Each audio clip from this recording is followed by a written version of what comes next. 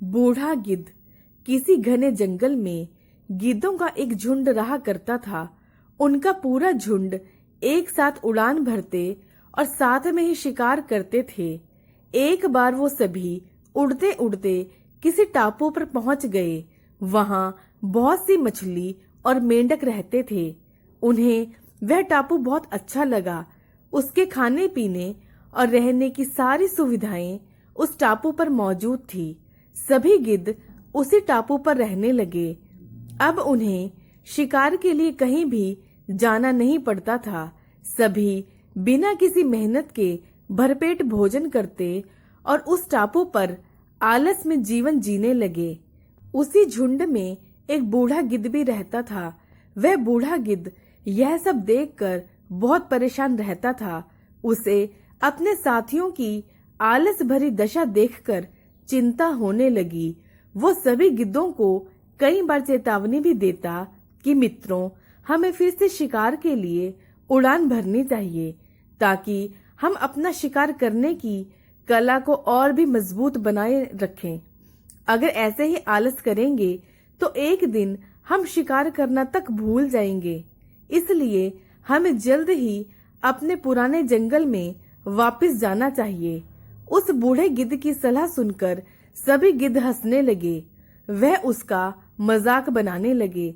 उन्होंने कहा कि बूढ़ा होने की वजह से इनका दिमाग खराब हो गया है, इसलिए यह हमें आरामदायक जीवन छोड़कर जाने की सलाह दे रहे हैं। ये कहकर गिद्धों के झुंड से उस टापू से जाने से मना कर दिया। इसके बाद वह बूढ़ा गिद्ध अकेले ही वापस जंगल में लौट गया।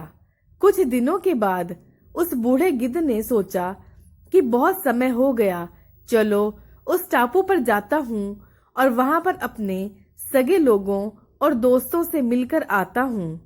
वह बूढ़ा गिद्ध जैसे ही उस टापू पर पहुंचा, वहां की हालत देखकर वह हैरान रह गया। वहां का दृश्य बहुत भयावह था। उस टापू पर मौजूद सभी गिद्ध मर गए थे। वहां पर सिर्फ उनकी लाशें ही पड़ी थी। तभी उसे कोने में एक घायल गिद्ध दिखाई दिया। वह उसके पास गया और वहां की हालत के बारे में पूछा। उसने बताया कि कुछ दिन पहले इस टापू पर चीतों का एक झुंड आया था, जिन्होंने उन पर हमला कर दिया और सबको मार दिया।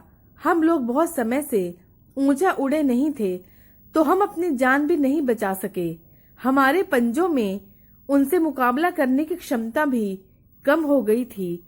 उस घायल गिद्ध की बात सुनकर बूढ़े गिद्ध को बहुत दुख हुआ। उसके मरने के बाद बूढ़ा गिद्ध वापस से अपने जंगल में वापस चला गया। कहानी से सीख, हमें हर हाल में अपनी शक्ति और अधिकारों की रक्षा करनी चाहिए। अगर आलस की वजह से अपने कर्तव्य करना छोड़ देंगे तो भविष्य में यह हमारे लिए घातक हो सकता है। दोस्तों, अगर आपको मेरी कहानी पसंद आई हो तो मेरे चैनल को सब्सक्राइब करना बिल्कुल ना भूलें।